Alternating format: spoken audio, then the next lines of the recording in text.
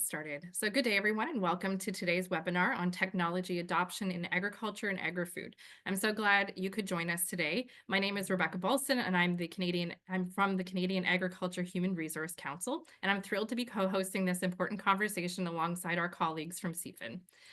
As we explore the role of technology in shaping the future of farming, food production, and processing in Canada. We know that innovation in our sector is more than just a buzzword. It's real work happening every day on farms, in greenhouses, and in food and beverage facilities across the country. From automation and robotics to advanced data tools and new product development, the way we grow, make, and deliver food is evolving, and so are the skills, investments, and infrastructure we need to support it. Today, we're going to look at two key pieces of research that shine a light on where we are, where we're headed, and what it's going to take to get from there. So thank you again for joining us. We encourage you to bring your questions, ideas, and experiences to the conversation. Bienvenue. Si vous avez besoin d'une traduction, veuillez vous en informer dans le chat et nous activerons nos outils de traduction automatique. Sinon, nous allons commencer notre webinar. The webinar will be recorded and available on our YouTube channel. With that, let's dive in. Canada is the home of more than 600 First Nations who are governed and manage these lands since the beginning of time. The Canadian Agriculture Human Resource Council and CFIN gratefully acknowledge that we work throughout the lands of this First Nations. The Canadian Agriculture Human Resource Council office is located on the unceded territory of the Algonquin and Anishinaabe Nation. So to understand our work at CAHRC, it helps to know who we are. We're a national nonprofit organization dedicated to supporting the people who power Canadian agriculture. Our focus is squarely on addressing the human resource challenges that producers, processors, and agribusinesses face every day, from workforce planning to recruitment and training. We're led by industry stakeholders, which means our direction is grounded in real-world needs. As the National Center of Research on Agriculture Labor Market Information, we collect and analyze data that matters, but we don't stop at research. We're also the go-to access point for practical, customized HR solutions and tools. And of all this connects back to why we exist in the first place. At the heart of what we do here at CAHRC is a pretty simple idea. Agriculture needs people, and not just any people, but the right ones in the right roles with the right support. Our work is all about helping the industry solve its HR and workforce challenges, whether that's through data, tools, and training. We want to make sure that the agriculture sector in Canada has a workforce that's skilled, motivated, and ready to take on any challenge today and into the future. And when folks are looking for real grassroots level support, whether it's labor market information or custom HR solutions, we want them to think of us first. So quickly to introduce ourselves. Hi, everyone. Again, my name is Rebecca Balsdon. I'm the Stakeholder Engagement Manager here at the Canadian Agriculture Human Resource Council, where I also lead projects from the National Women in Agriculture Initiative and the National Workforce Strategic Plan. I'm really passionate about sharing the incredible programs, research, and tools here at CAHRC, but I also have seen firsthand how important they are to all the success of our sector. I've worked in recruiting, dairy nutrition, and sales, and today, alongside my husband and our 3 young daughters, I co-own and manage our dairy farm.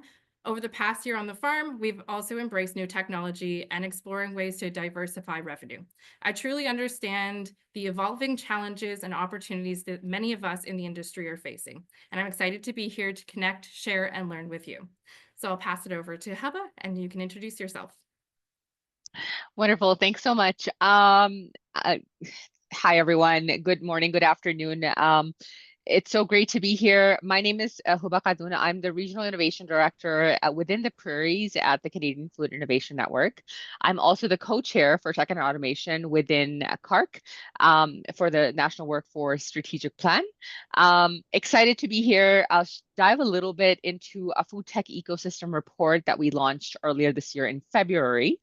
Give you some highlights as to what it entails, some really useful information about where Canada is leading in the food tech space, and then kind of a comparison with US and UK as well in terms of the investment landscape. And then Rebecca and I will talk about some trends we're seeing in this space and basically where we go from here. We want to keep this light and conversational. The information that I'm about to share is content heavy, but I'll try to keep it as conversational as possible. So if you have questions, just keep sending them in the chat. We have Owen here who will be looking at those, and then we will have some time to respond to them near the end of the webinar. Rebecca, is it okay for me to go ahead and share my screen? Yeah, I'll just go through our research really quickly and then we'll let you dive into CFIN's research. Let's do that. Perfect. So before we do head into our research, I do want to quickly go over the National Workforce Strategic Plan for Agriculture and Agri-Food. So across Canada, agriculture and food and beverage manufacture are facing a crisis. Chronic labor shortages that are already costing the economy billions of dollars each year. These shortages affect every part of the value chain from production to processing and threaten the long-term sustainability of the sector. The National Workforce Strategic Plan is a call to action. Solving this challenge requires a united effort, industry leaders, local communities, educational institutions, and all levels of government working together. Only through collaboration can we build a skilled, resilient workforce that supports the future of Canadian agriculture and agri-food. So just to quickly go into our latest report, it's the Technology Adoption Readiness Report. We know that small and medium-sized enterprises, there's uneven and slower than needed, but the adoption to technology is slower than needed. But strategic planning, skilled workforce, and targeted investments can accelerate readiness and uptake. Technology adoption is one of the biggest drivers of productivity and competitiveness in our industry. Despite this, most small and medium-sized businesses in agriculture and agri-food are still in the early stages of tech integration. This isn't just about getting the newest gadget, it's about planning leadership, culture, and people. So factors that impact ability to invest, we're looking at structural when we're talking about a lack of rural infrastructure. Also, it's very capacity based. So lack of skilled employees who understand tools and fields such as digital marketing and lack of available maintenance staff to repair mechanical breakdowns. The reality of the Canadian small and medium sized enterprises is only 19% of Canadian SMEs are considered digitally advanced. Adoption of basic tech, for example, email, invoicing, websites, is high, but advanced and emerging technologies like AI, drones, IoT are still underutilized. Some of these factors impacting ability to invest, we also see in agriculture, 38.5% use advanced tech and only 16.7% use emerging tech. In food manufacturing, 45.5% use advanced tech, but only 7.7% use emerging tech. Below average in adopting emerging technologies, even if their uptake of advanced technologies remains roughly average or even slightly above average technology. Some of the types of advanced technologies that we're seeing is AI and big data, sensors, broadband networks, and other Internet of Things or IoT technologies, GIS, GPS, and aerial images, automated, connected, and electric vehicles, robots, and drones, biotechnology and informatics, and precision application program interfaces or APIs, high-tech farming equipment, so tractors, combines, sprayers, so forth, to gather real-time data on metrics like soil, climate, plants, and livestock. Some of the notable trends for adoption of technology. So technology adoption is the process that happens and evolves over time. It's not static and a one-time event. Different barriers can hold back the uptake of different technologies, as well as the willingness to adopt new technology is heavily shaped by the attitudes and preferences of employees beyond just competitive advantage. There is more to technology adoption than digitalization, for example, efficiency gains from reducing physical labor with machinery. And it is not simple enough to just purchase and then set up the equipment. There is still have to ensure that there's skilled individuals that properly operate and maintain these technologies. Having a ready labor pool with the necessary digital skills is critical foundation for tech adoption, and a lack of skilled workers is frequently the greatest barrier that we see adopting new technologies.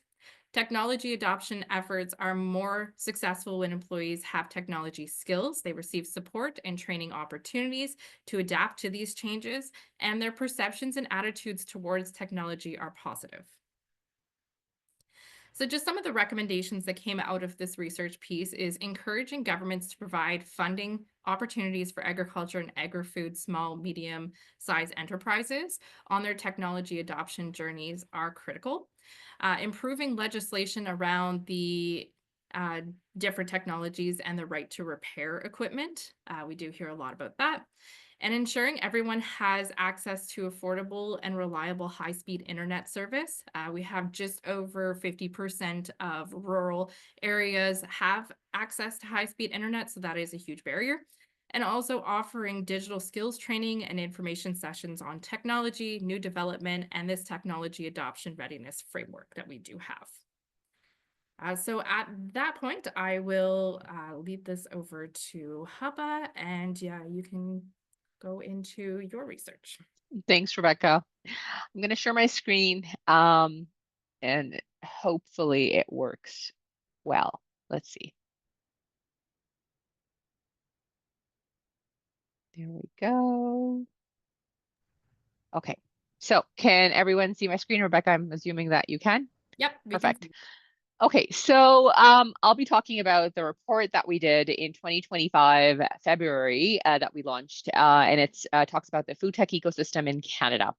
So we know that our food game is evolving. We know that with sustainable food practices, with innovative food technologies, with a focus on AI, ML, blockchain, a focus on health and wellness, a focus on cell foods, plant-based foods, food safety standards, reskilling workers, novel ingredients. There's a huge shift in what's happening in the food space in Canada.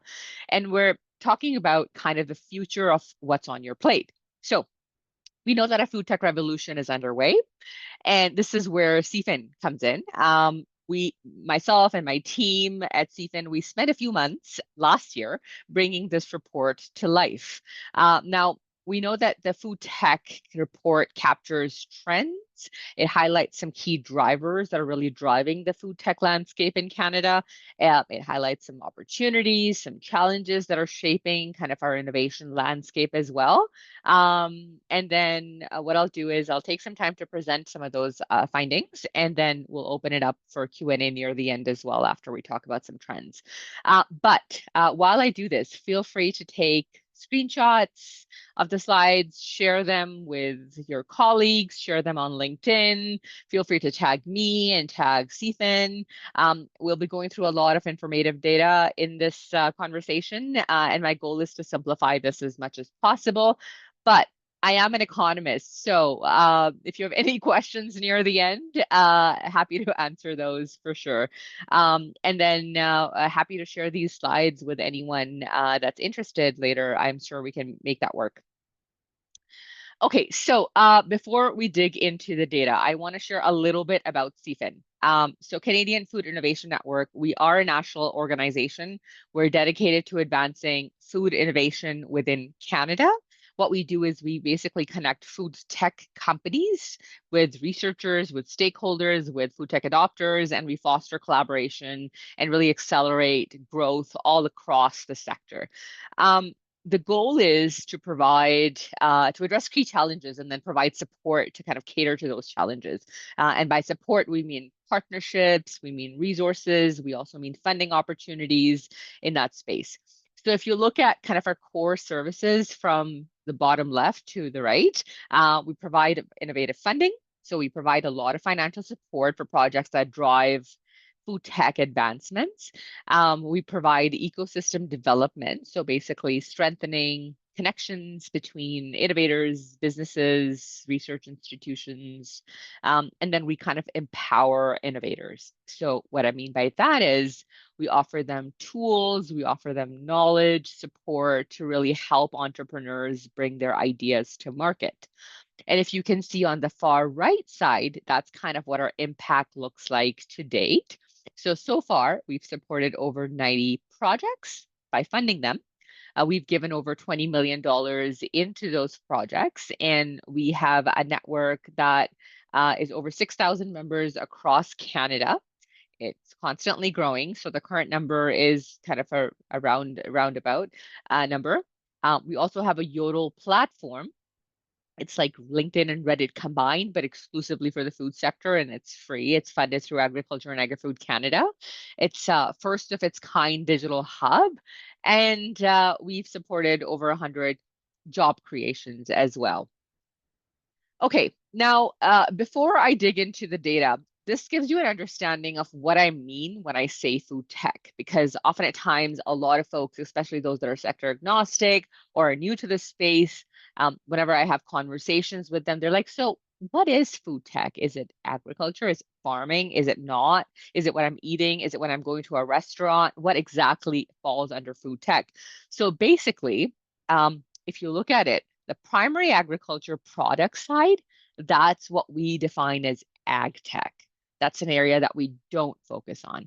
Everything else beyond that, across the value chain, that includes value add processing, it includes food products, it includes supply chain distribution, it includes marketing channels, it includes everything from food processing to traceability, to next generation food and drinks, to food delivery apps like Skip the Dishes, Uber, to any of the technology that is either hardware or software or services in restaurants, like a payment system or robotics and automation in the commercial kitchen, to waste products, surplus waste and management, to consumer apps and services. All of that is considered food tech. So we've actually categorized that into 7 domains that we focus on. And if you're as nerdy as I am, then we've actually categorized it even further, all the way down to specific subdomains. And I won't go into these in detail, but basically these are the subdomains that we look at. Okay, so key insights from that we've extracted from the report. Now, I'll start from the left, go to the right, so you have an understanding of kind of how I'm flowing through the slide. Number one, the investment trends in Canadian food tech and agri-food space are rising. So in 2018, the total investment, and this is all in USD because we want to be able to compare it well internationally. So since 2018, we've actually invested $1.6 billion into the food tech space in Canada. The compound annual growth rate is 8.4% in Canada. And what's interesting is it's outperforming the average global ecosystem because everything's come in between. There's been COVID-19, a lot of issues around supply chain as well as a few others, and they've actually impacted the global ecosystem. And so the growth within the global ecosystem within this space is negative 2.6% versus Canada is positive 8.4. So we see that the food tech ecosystem in Canada is actually rising. What's the takeaway from that? Well, basically, we know that Canada is experiencing a strong investment growth in agri-food tech, even as the global investment kind of slows down. Now, if you look at the right side of the slide, we know that it gives you an understanding of kind of the market size. So within the food tech space, we've actually mapped out over 240 companies that are doing work within food tech. This is about 75% of all the agri-food tech companies that exist within Canada. So as you can see, more companies are coming to life, the ecosystem is growing, one of the key areas within that sector that we're seeing rise is actually plant-based protein that represent 25% of all the food tech companies that we've looked at. And its valuation in 2023 is 1.7 billion, so it's doing really well. Now, a key takeaway from that is Canada has a strong and growing food tech ecosystem, particularly in the plant-based protein space. And that reflects kind of both consumer trends towards more sustainable and alternative foods, and also where companies are seeing the growth happen globally and how they're embracing and adopting and leading the game as well. Also helps that we've got a really strong prairies ecosystem being the breadbasket of Canada and really great innovations happening in the protein space. Okay, this is probably my favorite slide from all of the slides because it really kind of encompasses the entire ecosystem in terms of startups and scale-ups that exist. A lot of these we've worked with. It highlights the 7 subsectors that I talked about within the food tech ecosystem, and then it showcases basically the companies that are innovating within that space. So you may recognize a few of these names. Some you may have worked with in the past. At Canadian Food Innovation Network, we've definitely collaborated and funded several of them, supporting their growth and impacting the industry. We're really particularly excited about that recent wave of companies coming in. So to give you some stats around that recent wave, um, 88% of all the food tech companies that are here have actually emerged in just the last 6 years. So basically, that tells us two things. First, this is an incredibly fast moving sector. And second, the momentum is still building. So the opportunities for growth, the opportunities for investment, the opportunities for collaboration in food tech have never been stronger. Okay, next slide. This one is data heavy, but super useful. Now, the Canadian agri-tech food ecosystem, this is kind of a glance over the last 10 years of kind of what the world has looked like around the Canadian food tech ecosystem. So in terms of all the agri-food tech companies, we now have 320 plus across Canada, a number that has grown significantly over the years. In terms of the investor landscape, now the investor landscape includes public and private investors, it includes VCs, it includes institutions, it also includes corporate partners that are fueling the sector.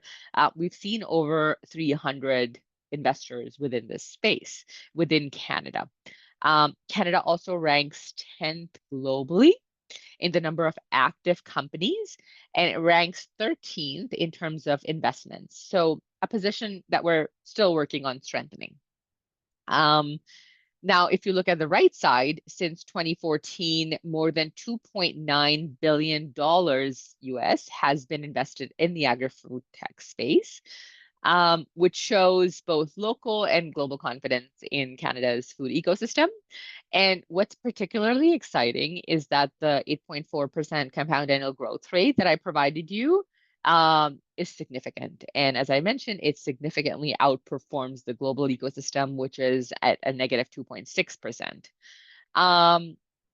And then, we have a strong ecosystem around accelerators and ecosystem enablers as well. We've mapped out 16, but if you look at the sector agnostic support ecosystem, there's quite a bit there as well.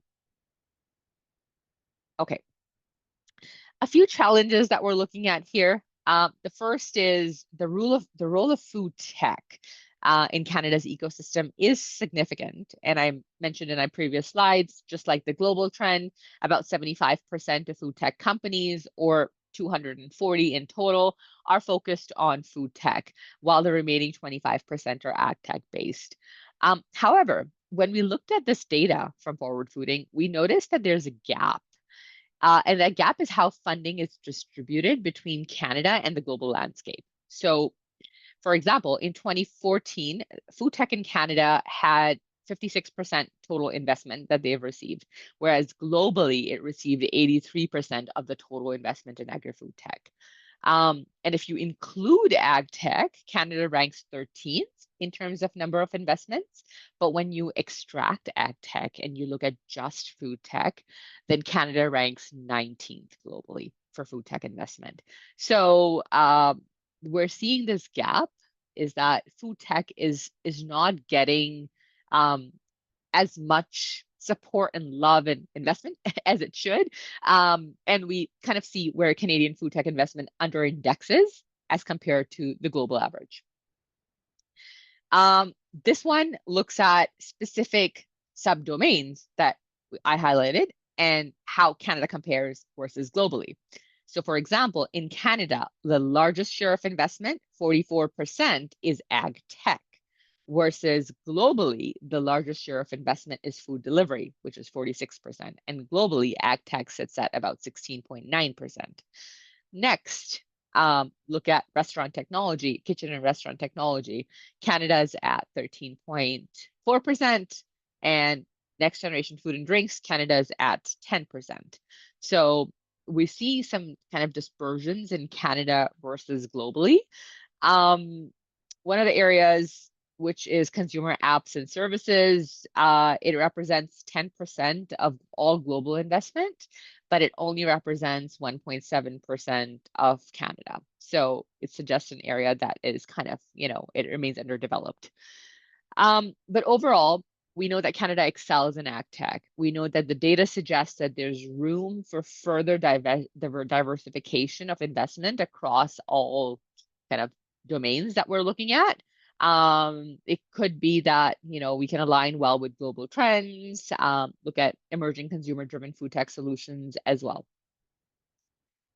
Okay, since this is the total investment in Canada versus UK and US, and I wanted to show you this slide because it really sets the scope for the size of Canada's economy, but also the investment in this space. So since 2018, Canada has made significant progress in food tech investment. It really does demonstrate a trajectory that's similar to global trends, so UK and US. However, despite these advancements, there's a clear funding gap, as you can see in this graph. So between 2018 to 2024, Canada attracted $1.6 billion in food tech investments, but it's just 1/5 of UK's 8.8 billion. And oh my gosh, it's 1/50th of US's 86.6 billion. So we're doing, there's quite a stark contrast there. We know that we need to scale investment, strengthen commercialization pathways, engage in both domestic and international investors. And from our end, Canadian Food Innovation Network is consistently doing basically all three of these things. But it's nice to get the awareness pieces across so we can work together as an ecosystem. One more slide on this, and then I won't dig into the details. I'll just go to the last page where you can actually scan a QR code and download some of this work. So this slide is important as well because it highlights the difference in investment sources for food tech in Canada versus UK and US. So all the green lines are Canada, the light gray is UK, and the dark gray is US. Now here, let's start from the left side. So in both UK and US, approximately 60% of food tech investment rounds have been backed by VC, versus in Canada, only 40% have been backed by venture capital firms or private capital. In Canada, you see a really high kind of public grant system. So 30% of all the investments in Canada are within the public grant system, versus UK and US, they're very small. So 5% in US, 8% in UK. And then the debt financing looks kind of similar. But what's important is that graph on the right side, which looks at different funding rounds. So when you break this graph down, the funding from pre-seed all the way to seed, Series A, Series B, Series C, and onwards, the graph points out that the smaller deal sizes in Canadian Series A to C funding rounds, they really pose kind of a significant barrier for growth for food tech companies in Canada.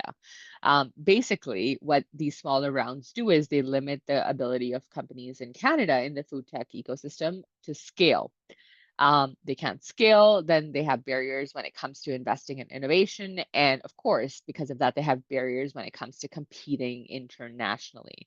So while we're seeing a rise in the number of early stage companies and a rise in early stage funding, this lag in larger deals really hampers the ecosystem's ability to foster kind of larger, high impact companies that can drive long term success.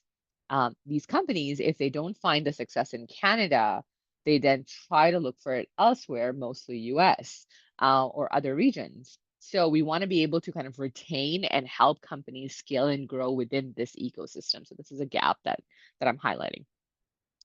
Okay, won't go into the details. Maybe show you this slide. This is kind of the top 10 domain big breakdown within Canada.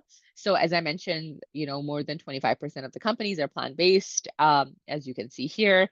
Then the second category that's doing really well is functional foods. And then the third is mostly around biotech and synthesization. Upcycled food and food surplus is also doing really well. All three domains are not only prominent in Canada, but they also rank among the top 5 globally.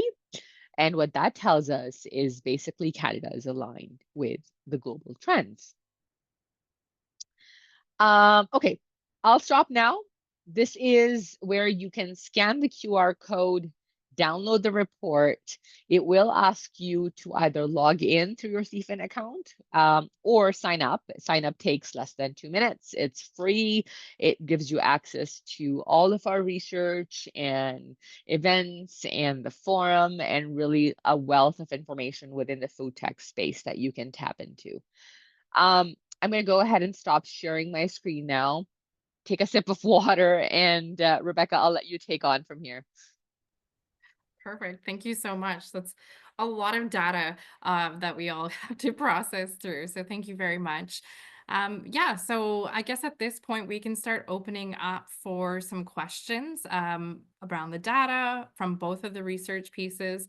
Again, we are really seeing there's definitely a trend towards automation and technology, both in the agri-food and the agriculture space.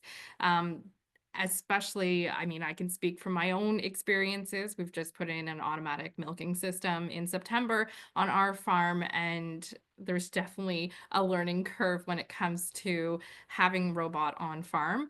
But it's been a great change for our farm and for our animals. So being able to have all that data at your fingertips and knowing when a cow is getting sick before she's actually showing some signs of illness is really interesting to have on your phone, essentially, or on your computer. But we can open for questions if you'd like to put your questions through the webinar chat or through the Q&A. We'd be happy to answer anything. If not, we can kind of have a little chat about what we're seeing here, both on the primary ag side as well as the food tech side.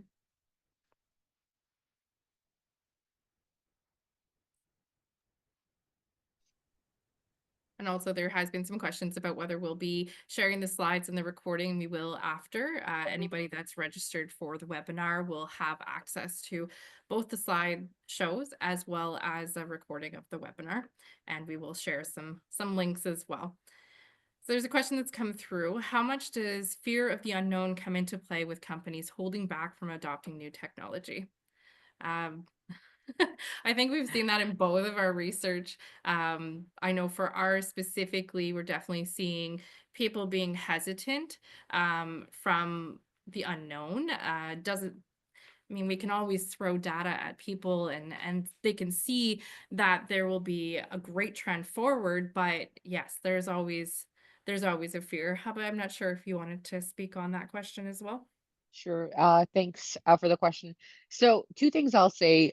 First is, yes, tech adopters are always hesitant because, as much as they can be convinced that it would make their processes more efficient, there's always a fear that it would lead to lower profits or it wouldn't work for us or there'll be inefficiencies, etc. So some of the ways that we support is we actually de-risk projects. So if it's a new innovation, let's say a tech innovator is doing, then the tech adopter, let's say a food processing company or a restaurant or anyone would come in as a service provider. That tech innovator will create that technology. They would then implement it with the service provider and they can work together and we can fund part of that project. What that does is it helps everyone de-risk their investment. It also gives them like a third-party support system from us because we do really good due diligence of the food tech projects that come our way.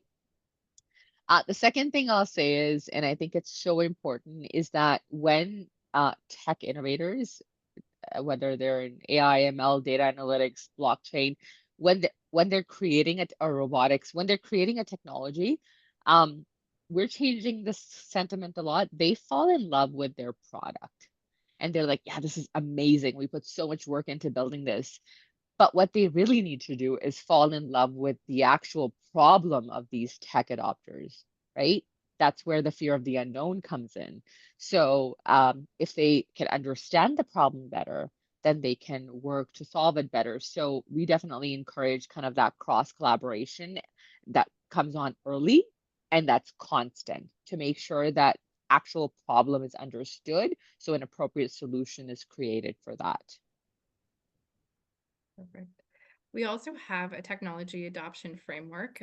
We do have it on our website, and it is kind of a quick questionnaire that primary producers can go through to see where they are in their journey for tech adoption and whether they still need a little bit of work or a little bit of research needs to happen. And it is there is a scoring that comes out of it. So whether you have limited development, you're kind of more beginner, intermediate, and then how you kind of take those steps forward. I know for us specifically on our farm, it's having a great relationship with your supplier, with the people that are going to be coming onto your farm, and making sure that that technology is not only installed correctly but also maintained. That is something we saw in our research as well. That is huge part of tech adoption, making sure that you have those good relationships and that when the robot goes down at 2 o'clock in the morning, that they're going to come by soon and help get that back up and running. So let's just see. There's a couple other questions or a statement here. Kindly held a session on how people outside of Canada can access these opportunities for sure. I know there has been some work in Canada as well, connecting with some of these technology and providers, I guess, from different countries and bringing that tech to Canada as well. Another question here, what would you say are the main reasons for such a big difference in investment in Canada versus UK and US? Hubba, I believe you can speak more on that than I can. Yeah, thanks, Rebecca. Diana, I'll respond to your question, but just to cater to the previous question around opportunities outside of Canada. So I've put something in the chat. It's the link to our Yodel platform. It's free for anyone internationally all across the world as well. It does give you a flavor of what's happening in the Canadian food tech ecosystem. So you really should be on it just to learn more about what's happening. And I think that's a really good kind of first step and first exposure into the Canadian food ecosystem. And then, Dinah, your question around why such a big difference? The biggest one is because we are a smaller economy, right? So that's understood. We are a small domestic market. We know that the VC ecosystem is smaller as compared to US and UK. There are fewer institutions, there's fewer investors. We don't really have a deep food tech domain expertise yet as compared to UK and US. And we're still kind of building our appetite, and pun intended, building our appetite for high risk innovation.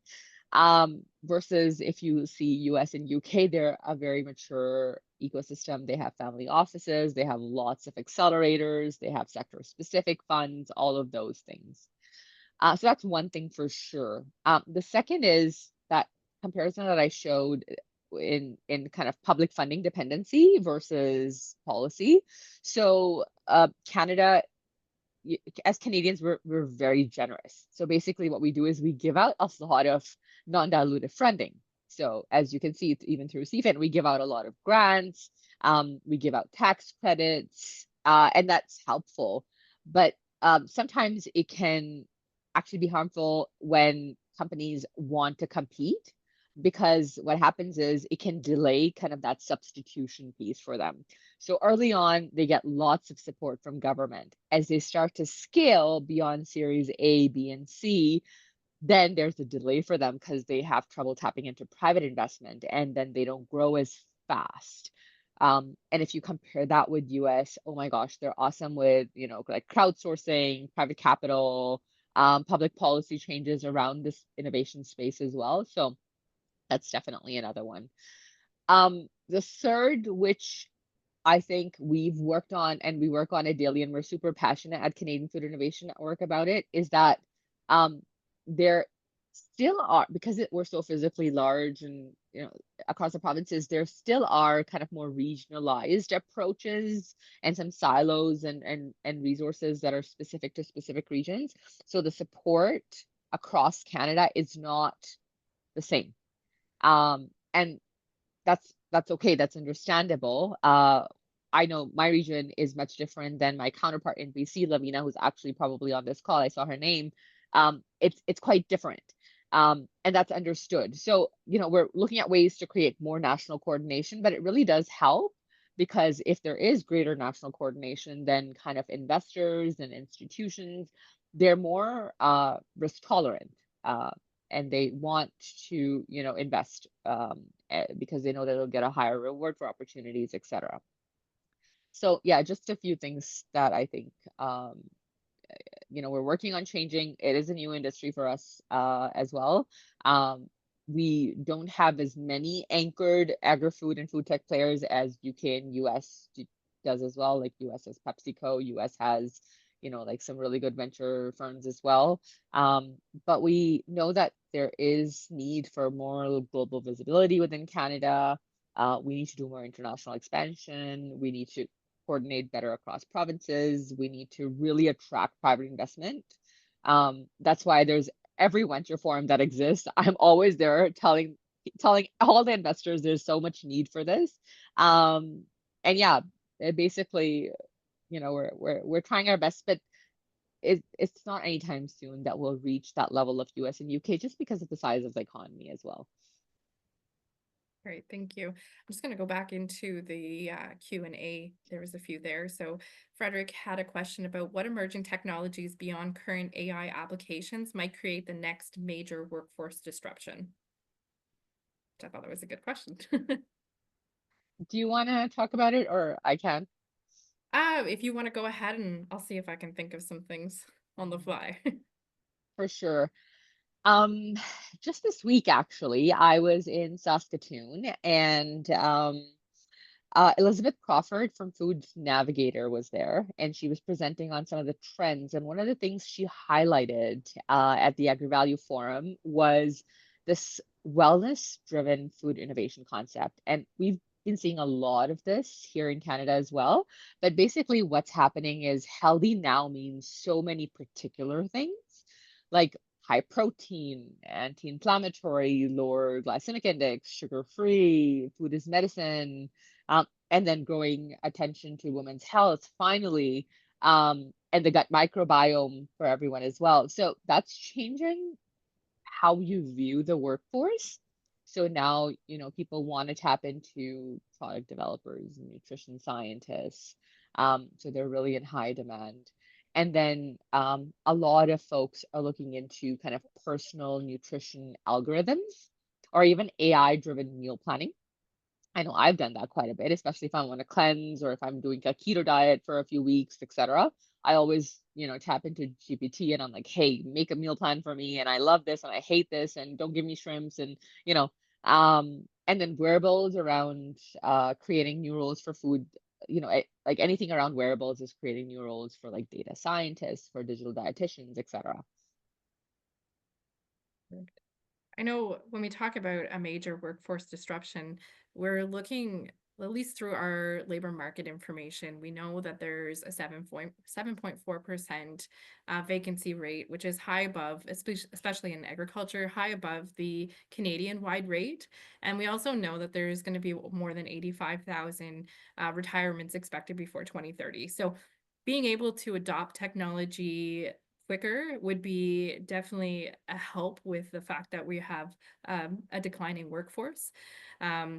But technology doesn't remove the workforce. I know specifically on our farm, we can definitely do the jobs with two people. It would be nice to have more people, but the skills that we have to have and the training we need to have now with this new technology, definitely something we have to look at for our workforce as well. So just making sure that we're all equipped, especially when it comes to agriculture, AI applications, or even any different kind of technology. We need the support from the infrastructure as well. So there's a lot of different technologies. It just depends on whether the rural Canadian landscape can take that on.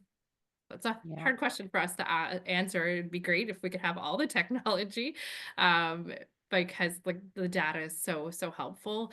But yeah, it's just the trends. We have to see where everybody's mindset goes and where the money goes, I guess. Mhm. Um, from farm all the way up to consumer plate, one of the things that we've really noticed, Rebecca and everyone else that's attending this webinar, is um, traceability and technology around traceability. So we know that um, you know technologies like blockchain, smart labeling, ingredient scanners, that's expanding. Larger companies like Walmart and Nestle, they use kind of trackers to track the journey of food. So if you work in a farm with beef and dairy industry, let's say you want to know kind of where it comes from, what the cows are fed, all the way to where the meat and milk goes, where it's processed, how it's packaged, where it goes in the end to the retailer as well. And it's this particular technology is really focusing on the entire spectrum and every product. It could be leafy greens to make sure you don't get any salmonella or anything else from it. Could be pork, it could be coffee, it could be anything. So a lot of companies are kind of using this from farm to shelf in that. And then if you just look at just that traceability piece, the entire workforce around that is shifting, right? Because then now you need compliance experts. Now you need someone who would audit like clean ingredients. You need someone who would analyze like label data. And then of course AI comes in to risk, spot any risk formulations, etc. So our risk tolerance categories. So lots of those kind of roles are shifting, mostly all in the tech space, but again, the need is increasing for these tech related roles. I think that actually answers the next question in the Q&A as well, is where do you see gaps in careers and where do you see current recruitment trends? I think you answered that very well. I would say as well that we need to ensure that people are coming into the industry, but they will not see the industry as a viable career option if they don't know about agriculture. So it really, the last webinar we held was really talking about the perception of agriculture and how we need students and young people and even second career to look at agriculture as a viable career option, agriculture and agri-food, sorry. And just seeing that it is a very fulfilling career, but also that there is financial stability in it as well. Like the food tech industry isn't going anywhere. The agri-tech industry isn't going anywhere. So making sure that we have people that are skilled and are ready to take on any challenge that we may come up. Yeah. We'll just go Um, into, sorry, go ahead. I was just going to say, Rebecca, within the food tech space, we're definitely seeing the shift is since agri-food was considered a traditional sector, if you're, hip and trendy and you're like, yeah, I'm in computer science or I'm a scientist or I'm a biochemist, this is maybe not an area that I want to focus on, but that trend is changing really fast. We work with all sorts of companies, especially the tech innovators that have various backgrounds. We work with biochemists, R&D scientists, even automation specialists that are looking into kind of specific areas to scale production. And that concept that agri-food is so traditional, it has shifted completely based on what we're seeing in the food tech space. For sure. I know we're seeing that as well in primary agriculture.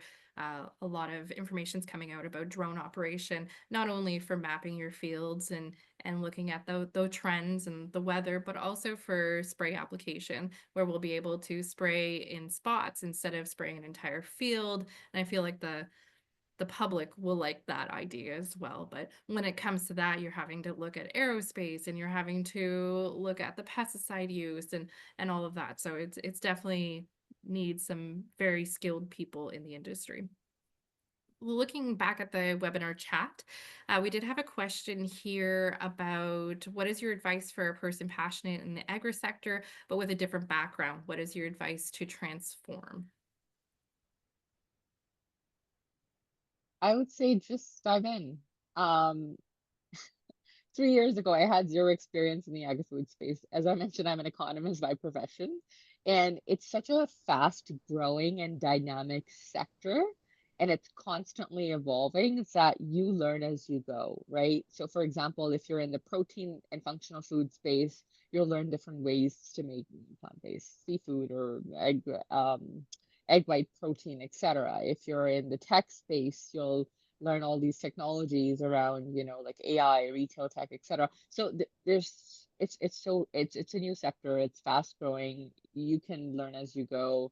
Um, you know, you just need to know that you want to do something that's impactful, and then you'll go from there. I would agree. And that Yeah, transforms over to agriculture as well. And it's not always a farmer in a field driving a tractor. Of course, they are the foundation of what agriculture is, but there are so many different careers and supports that a farmer needs just to be able to get the seed in the ground or the cows fed. So definitely looking at all the careers that are available. If you don't know them, reach out to people and reach out to universities, reach out to industry as well, and try to map out where you see yourself, because all the skills and all the learning you have can be transferred over to agriculture. yeah. This is also where the Yodel platform is extremely helpful because you get to see what different companies are doing and different folks are doing within those companies across the agri-food space. So it gives you an understanding of kind of, what would stand out to you or who you can connect with to learn more. Exactly. So there's a few other questions. I know we're getting a little shorter on time, but I'll try to get through a few of them. If we don't get to all the questions, we'll try to answer them in the follow-up email. One of the questions here is, what emerging technologies beyond current AI applications might create the next major workforce? That one was already asked, sorry. Um, where do you see the gaps? What is the main bottleneck in the agriculture sector in production sector or in the production sector in Canada today? The main bottleneck to adoption of technology? I feel like there's a few. Most of it has to do with the unknown. I think that was a question that was asked before. Also, the financial constraints of adopting technology. Sometimes it's not always feasible, or they just don't see the return on investment and how soon that return on investment comes into play. At least for agriculture. I'm not sure, Hubba, if you have another few that you can think of. A few that I mentioned during our presentation as well, right? The investment landscape that's really struggling and the fallows that have been created within the provinces that we are actually creating more fluidity around. They're not of huge concern because lots of work is happening to create solutions there. Um, Not a bottleneck, but an area that we really should focus on is basically waste, food waste, and low waste packaging. We know that companies can have a really good competitive advantage in this space. We know that Canada produces a lot of food waste, a certain tons, and I had that number here and it completely has slipped my mind. But yeah, there's great capacity here to work on a lot of things. And, folks that are, let's say, engineers can then become, packaging engineers, material scientists, etc. And also like people that focus on circular economy or strategists that can focus on how to make circular economy more efficient. Um, the use of robotics in there as well, eco certifications, compliance, just that entire waste piece, I think is really, really important as well. So not necessarily a bottleneck, but it's an area that we really should focus on. Agree. I think one of the last questions here is, are there dedicated job sites for agri careers? So I can speak specifically on CAHRC. We do have some work through our agri talent project or program. So we do try to make connections between universities, post-secondary institutions, and industry. We have some YouTube videos that highlights those non-traditional careers in agriculture, as well as we have a wage subsidy program that connects post-secondary students with jobs in the industry through work integrated learning. So we do have that with the wage subsidy and definitely try to make some connections. Also connections with the non-ag streamed university students as well and college students that helps connect them and see that there are viable careers moving forward. Also, Ag in the Classroom Canada has a great platform where you can look into the different careers in agriculture specifically.